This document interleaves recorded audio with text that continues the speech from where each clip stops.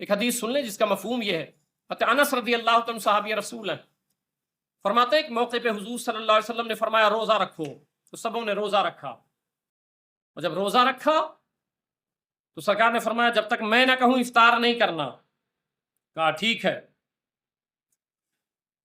اب سب کو سرکار کہتے رہے، اجازت دیتے رہے، یہ بھی آئے کہا یا رسول اللہ صلی اللہ علیہ وسلم دو خاتون ہیں انہوں نے روزہ رکھا تھا، افطار کا حکم دے دیں، اجازت دے دیں، تو سرکار علیہ السلام نے چہرہ پھیر لیا، پھر انہوں نے کہا، پھر حضور صلی اللہ علیہ وسلم ناراض ہو گئے، اظہار ناراضگی فرمائی، تبارہ کہا، تو فرمایا انہوں نے روزہ نہیں رکھا، وہ تو اپنے بھائیوں کا گوشت کھاتی رہیں، انہوں نے روزہ نہیں رکھا، اپنے بھائیوں کا گوشت کھاتی رہیں۔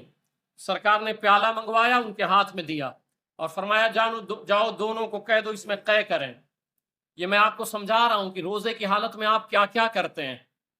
کہتے ہیں پھر وہ اثرات میرے قلب پہ نہیں اترتے ہیں، میرے ذہن پہ نہیں اترتے ہیں، کم سے کم روزے کو روزے کی طرح رکھو، روزے کی طرح رکھو۔ تو جب آپ دیے تو ان دونوں نے جب قے کیا تو گوشت کا لتھڑا نکلا، دونوں پیالے میں گوشت کا لتھڑا نکلا۔ لائے صحابی، عرض کیا سرکار یہ نکلا، سرکار نے فرمایا اگر یہ ان کے اندر رہتا تو جہنم میں جانے کا باعث بن جاتا۔ صحابی نے عرض کیا آقا انہوں نے کیا کیا تھا؟ وہ تو روزے سے تھیں، انہوں نے روزہ رکھا تھا، بھوکی تھیں، پیاسی تھیں۔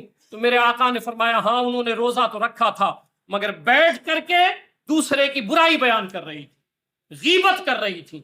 تو کہنے کا مطلب یہ ان چیزوں سے اپنی زبان بند کر لیں، زبان بند کر لیں، بالکل روزے کی حالت میں ایسی کوئی حرکت نہ کریں، آپ گناہوں والے کام نہ کریں۔